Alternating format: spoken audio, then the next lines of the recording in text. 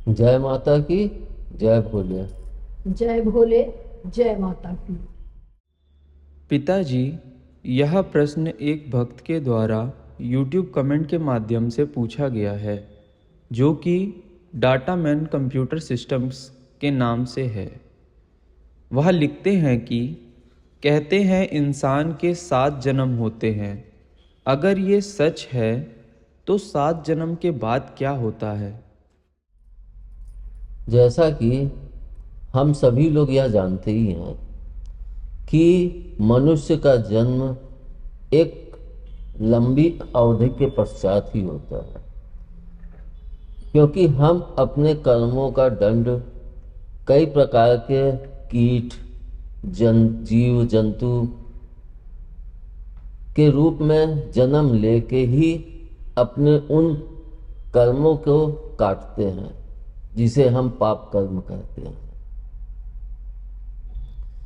इसके पश्चात जब हमारे पुण्य इतने अधिक हो जाते हैं कि हम मनुष्य जन्म ले सकें, तब हमें मानव जीवन प्राप्त होता है।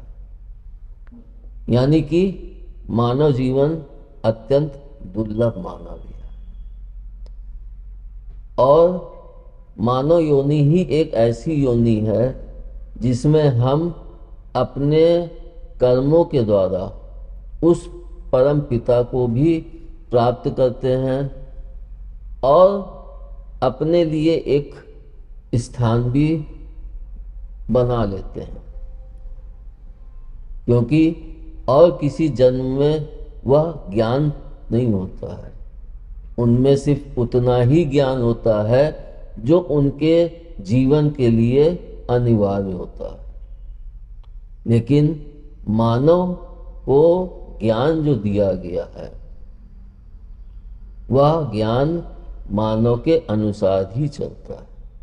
जन्म लेते ही वह अपने ज्ञान के द्वारा ही अपने जीवन चक्र को संपूर्ण करता है, ना कि जैसे पशु योनि है या जीव, कीट, इन सब योनियों में वे उतना ही जानते हैं जितना उनके चक्र को पूरा करने के लिए आवश्यक होता है। तो हमारा यह जन्म बहुत ही दुर्लभ है, इसको हम ऐसे ही ना नष्ट करें। और जब हमको यह जीवन मिला तो हमें भी यह सोचना चाहिए कि हमें तो यह जीवन कुछ ही क्षणों के लिए मिला। जब कुछ क्षण ही है, यहाँ पे तो हम लोग कि 100 वर्ष, 20 वर्ष, 80 वर्ष ऐसे जिए हैं, लेकिन प्रभु के या उनके हिसाब से जैसा कि सुने हैं तो क्षण ही मात्र हुआ। तो हम जब मानव जीवन प्राप्त किए तो अपने अगले जन्म के लिए हमें वह कार्य करने पड़ते हैं, जैसे कि हम पाप कर्म से दूर रहें, लोगों को कोई कष्ट न दें और शांत रहें, प्रसन्न रहें, किसी चीज़ की उद्विग्नता न रखें। यानी हम त्याग करके एक ना किसी से बैर, ना किसी से दोस्ती, बस अपने को शांत रह के उस परम पद की तरफ बढ़ना होता है। मान लीजिए हम इस सांसारिक कार्यों में ही लगे हुए हैं, तब भी हमें इन सब चीज़ों से बचना चाहिए, क्योंकि यह सब चीज़ें, जैसे हम सबसे पहली चीज़ होती हमारी आँखें, कोई ऐसा दृश्य देखती हैं जिसके कारण हमारे अंदर पाप कर्म जन्म लेने का, तो हम सर्वप्रथम अपनी आँखों को इतना शालीन कर लें कि हमारे देखने से हमारे अंदर कोई ऐसा भाव न उत्पन्न हो जो हमसे पाप कर्म करवाए। इन सब चीज़ों को जब हम चाहे गृहस्थ में रहें या साधु, इसीलिए साधु सन्यासी गुफा या जंगल या पहाड़ों पे चले जाते, क्योंकि वहाँ पे फिर हमें ये दृश्य नहीं दिखाई देते हैं, सिर्फ प्रभु की बनाई हुई प्रकृति, जंगल, पहाड़, नदियाँ, पक्षी, पशु दिखते हैं, लेकिन मानव जीवन से दूर हो जाते हैं, क्योंकि सबसे कठिन मानव ही जीवन होता है। मानव जीवन जो होता है वह माया से सबसे ज़्यादा ग्रसित होता है, क्योंकि एक धीरे धीरे जब बच्चा जन्म लेता है तो उसका एक माया कितनी होती है, ये मेरी माँ है, ये मेरे पिता।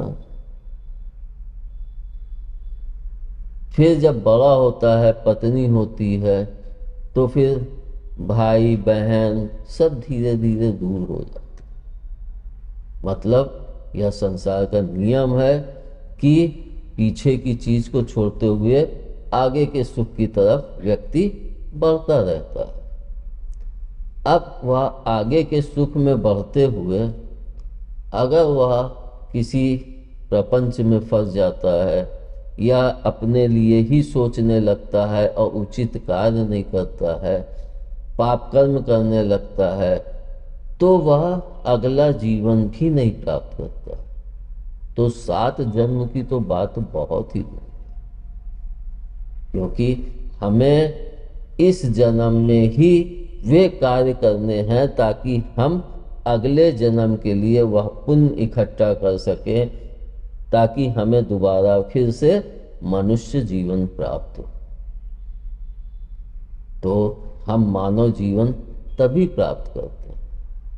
और जैसा कि हम लोग शादी में या सुनते हैं कि 7 जन्मों का साथ होता है, 7 वचन दिए जाते हैं, तो इसके लिए तो मैं सिर्फ इतना ही कह सकता हूँ कि 7 जन्म तो क्या, एक जन्म तो निभा नहीं पाते हो हम लोग, हैं? कहीं पति इधर उधर डिस्टर्ब हो रहा है, अपनी पत्नी पे वह ध्यान नहीं देता है, उसके मन मुताबिक उसकी पत्नी नहीं है, और कहीं पे पत्नी ऐसा कर रही। यानी हम इसको कह सकते हैं कि प्रभु ने पति पत्नी या स्त्री पुरुष दोनों को ही सामान्य लक्षण, सामान्य शक्तियाँ, सब कुछ समानता के ही अनुसार, उन्होंने कोई भी भेदभाव नहीं किया। फर्क सिर्फ इस वस्त्र का हो जाता जो हम धारण करके इस संसार में जन्म लेते हैं, और जन्म लेने के पश्चात जब माया से ग्रसित हो जाते हैं तो हम सिर्फ अपने लिए सोचते हैं। कुछ पुरुष तो ऐसे होते हैं जो अपनी पत्नी को कि कितनी जल्दी यह मरे और मैं दूसरी शादी कर लूं, या मतलब उनको किसी में संतुष्टि ही नहीं प्राप्त होती। और यह भी मैं दावे के साथ कह सकता हूँ, अगर आपको एक पत्नी में संतुष्टि नहीं प्राप्त हो सकती है तो आप 100 पत्नी भी रखेंगे, कभी भी आपको संतुष्टि नहीं प्राप्त। और यही चीजें सब कुछ स्त्री में भी होती हैं। मैंने कितनी स्त्रियों को देखा है जो अपने पति की मौत का कारण बन गई। कुछ स्त्रियां तो अपने पति की मौत ही चाहती, और जब पति की मौत हो जाती है तब उन्हें लगता है कि मैं बहुत स्वतंत्र हो गई, अब मैं अपने हिसाब से अपने जीवन को जीऊंगी, सुखमय जीऊंगी। मगर वे यह भूल जाती हैं कि हम कितना बड़ा पाप करके अपने लिए इस थोड़े से सुख को प्राप्त कर रहे हैं। क्योंकि यह भी हम सब लोग जानते हैं कि सुख थोड़ी देर के लिए आता है और दुख थोड़ा लंबा चलता है, बीच में एक समान अवस्था भी चलती है, यानी 3 भागों में चलता है। तभी यह कहा भी जाता है कि दुख में सुमिरन सब करें, सुख में करे न कोई। यानी दुख में तो सब याद करते हैं, मगर सुख में सब कुछ भूल जाते हैं। अगर हमें कोई सुख ऐसा दिख रहा है कि इस व्यक्ति को मार दें तो हमें इतनी दौलत मिल जाएगी, इतना वो मिल जाएगा, या इस स्त्री के पास इतना धन है, अगर इससे हम सभी शादी कर लें या इसको मार दें तो ये धन हमें प्राप्त हो जाएगा। तो कितनी नीच भरी सोच है। इसको भी तो हम लोग देखें कि हमको इतना दुर्लभ मानव जीवन मिला है, मगर हमारी सोच कितनी गिरी हुई है। तो फिर हम कैसे कामना कर सकते हैं कि हमको अगला भी जीवन प्राप्त होगा? क्यों मिले? आपने ऐसा क्या किया कि आपको अगला जीवन मानव जीवन मिले? कुछ भी तो नहीं किया। इस संसार में आए तो हम इस संसार को संवारने के लिए प्रभु ने एक ऐसा सुंदर संसार रचा है जिसमें वह स्वयं भी जन्म लेते हैं और खेलते हैं, और मानव को पशु पक्षी कीट सब कुछ उन्होंने इस संसार में प्राकृतिक ने उत्पन्न की। क्यों? सिर्फ इसलिए कि उनको भी इन सबको देखने के लिए कुछ कार्य हो, वरना उनको क्या कार्य है। लेकिन हम मनुष्य कहीं इधर लड़ रहे हैं, कहीं उधर लड़ रहे हैं, कहीं वो कर रहे हैं, तो उससे भी तो नहीं जुड़ पा रहे, क्योंकि हमारी सोच 24 घंटे किस पे लगी है कि हम अपने परिवार के लिए इतना धन इकट्ठा कर लें ताकि वह सुखी रहे, मेरे मरने के बाद मेरे बच्चों को कोई दुख ना मिले, कोई कष्ट ना मिले। आखिर आप ये सोचिए कि क्या आप गारंटी लेते हो कि आप इतना जोड़ के रख गए हैं तो वह आपके बच्चे के लिए पूरे जीवन के लिए उपयुक्त है? ये आप कभी नहीं कह सकते।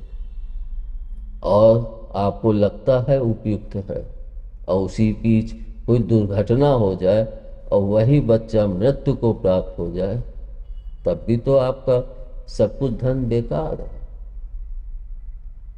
यह सब भी कष्ट हमें हमारे किए हुए कर्मों के ही द्वारा प्राप्त होते हैं। इसलिए हम यह कह सकते हैं कि मानव जीवन जो प्राप्त हुआ है उसका हम सदुपयोग करें, क्योंकि अगर हम बहुत अच्छे से उसका प्रयोग करेंगे तो हमारे चाहने वाले भी काफ़ी मात्रा में होंगे। इसको हम ऐसे भी देख सकते हैं कि कुछ जैसे ऋषि मुनि हैं, या हम प्रभु का ही ले लें वर्णन,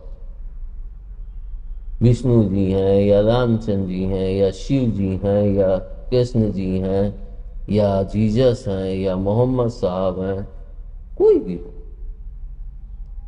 मगर सबने ही मानव हित के लिए ही कार्य किया।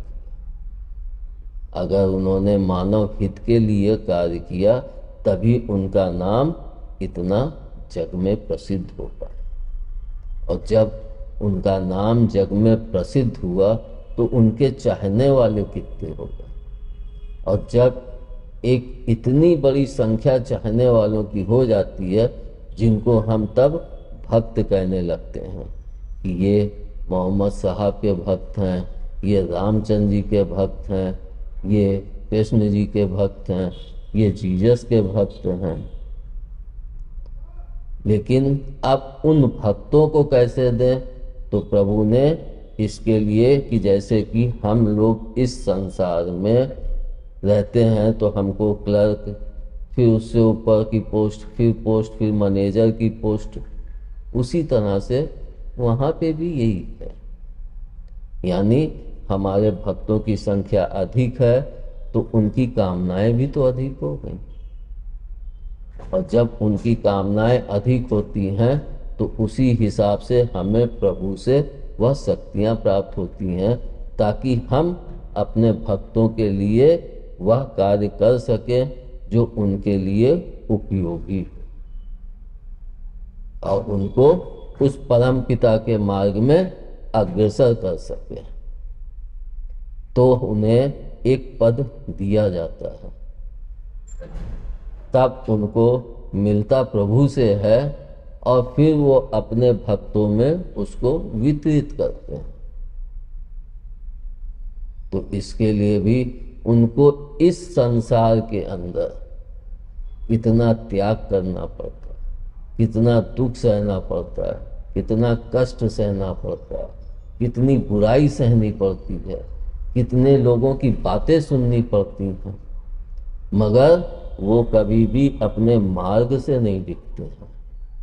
वो अपने एक लक्ष्य को लेके चलते हैं और उनका सारा ध्यान उस लक्ष्य पे रहता है, तब वो उस लक्ष्य को प्राप्त।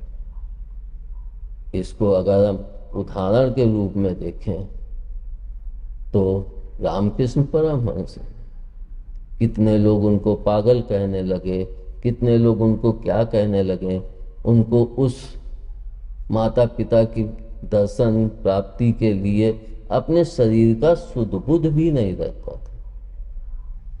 तो कितना कष्ट सहा, कितना उन्होंने, उसके पश्चात भी उनको कैंसर, कौन सी बीमारी, कैंसर ही था शायद, हो गया। तो कितना कष्ट, और उन्होंने उसके लिए क्या कहा कि इस जीवन में इसको भोग लें, क्योंकि यह हमारे कर्म ही हैं जो इस रूप में प्रकट हुए हैं। कहीं तो हमने गलती की, तब उनको इतना बड़ा कष्ट मिला, और हम लोग इसको कभी नहीं सोचते। उनकी इतनी सी गलती के लिए इतना बड़ा कष्ट, क्योंकि वो एक ऊंचे पद पे स्थित है। तो इसको कहते हैं ना, जो जितना सक्षम होता है उसके लिए दंड भी उतना ही बड़ा होता है। और हम लोग अपने लिए, अपने परिवार के लिए कितना कुछ निष्ठापूर्ण कार्य करते हैं, तो हम तो अपने लिए पापों की पूरा स्टॉक रखते हैं। और जब वह स्टॉक होता है तो फिर वह इसी जीवन में ही भुगतना पड़ता है, क्योंकि अगले जीवन में तो आपको पता ही नहीं होगा कि हमने पाप कर्म क्या किए। हाँ, ये हो सकता है कि वह आपको अंतिम समय में दुख मिले, पहले तो नहीं हो सकता है, क्योंकि जब हमने इस जीवन में यह मानव जन्म पाया है तो हम जन्म लेते ही कर्म करना आरंभ करें। और जब हम कर्म करते हैं तो उन कर्मों का फल हमें जीवन में तभी प्राप्त होगा जब हम उसका कुछ स्टॉक कर लेंगे, यानी कुछ कठरी बना लेंगे, तब हमें मिलता है। इसीलिए हम लोग देखते भी हैं कि जब मनुष्य मतलब मौत आ रही होती है उसकी, तो उस समय उसकी वाणी चली जाती है, और जब उसकी वाणी चली जाती है तो वह सब कुछ उसको दिखने लगता है। यानी जैसे कि हम हॉल में बैठ के पिक्चर देखते हैं, ऐसे ही मनुष्य के अंतिम समय में उसके द्वारा किए हुए कर्मों की पिक्चर चलती है, मगर वह किसी से नहीं कह सकता है कि हमने ये पाप किए हैं, इनके द्वारा मेरी इतनी बुरी वो हो रही है, इसको तुम मत करो। क्यों नहीं कहता है? इसको भी हमें सोचना चाहिए। जैसे कि हम लोग जाते हैं शमशान में, किसी को ले जाके जला के, जितनी देर वह चिता जलती है, यानी अंतिम तक तो कोई नहीं रुकता है, लेकिन जब आधे से ज़्यादा जल चुकी होती है, उतनी देर जो वहाँ पे बैठे होते हैं उनके अंदर जैसे इस संसार से एक वैराग्य उत्पन्न हो जाता है कि क्या मिला, इतना सब इन्होंने किया, देख लो जल तो वही लकड़ी पे रहे हैं, वैसे ही जैसे सब जलते हैं, तो इतना सब करके इनको क्या प्राप्त हुआ? अगर इन्होंने अच्छा किया होता, अच्छा, तो आज लोग नाम ले रहे होते हैं। लेकिन किसी का धन मारा, किसी का अगर हम ब्याज पे भी रुपए देते हैं तो जब ब्याज पे रुपए देते हैं तो वो जब वापस होता है तो वह हाय करके ही होता है। और हाय जीवन में कभी भी नहीं लेनी चाहिए। तो अंतिम समय में मनुष्य के सामने वह पिक्चर चलती है, लेकिन वह नहीं कह सकता। तब वह रोता है, आंसू बहते हैं, लेकिन तब वह, या अगर उसने पहले सोच लिया होता कि हमको इस संसार में कुछ वर्षों तक, कुछ ही वर्ष तो हैं, बहुत लंबा हुआ 100 वर्ष चला गया, वो भी कोई गिना चुना जाता है, या 100 से ऊपर चलेगा, लेकिन बाकी तो कोई 25, कोई 30, आगे बढ़े 50, 70, 80, 85, वैसे तो ज़्यादातर 50 से 80 के बीच में तादाद ज़्यादा होती है, क्योंकि 50 के पश्चात हमें हमारे द्वारा किए हुए कर्मों का फल मिलने लगता है। तो जब हमें उन कर्मों का फल मिलता है तो हमको यह अनुभव तब भी कर लेना चाहिए, क्योंकि वह फल जब आरंभ होते हैं तो उनकी एक स्पीड स्लो होती है। लेकिन मनुष्य तब लालच में इतना फंस जाता है कि वह सब कुछ भूल जाता है, और सब कुछ भूल के वह सिर्फ अपने और अपने परिवार के लिए सोचने लगता है। कुछ मनुष्य तो ऐसे देखे हैं जो सिर्फ अपनी खुशी अपने लिए ही सोचते रहते हैं। ऐसा भी क्या है इस संसार में? क्या इस संसार में जो हम भोग लेंगे वह सुख हो गया संपूर्ण? ऐसा तो नहीं है।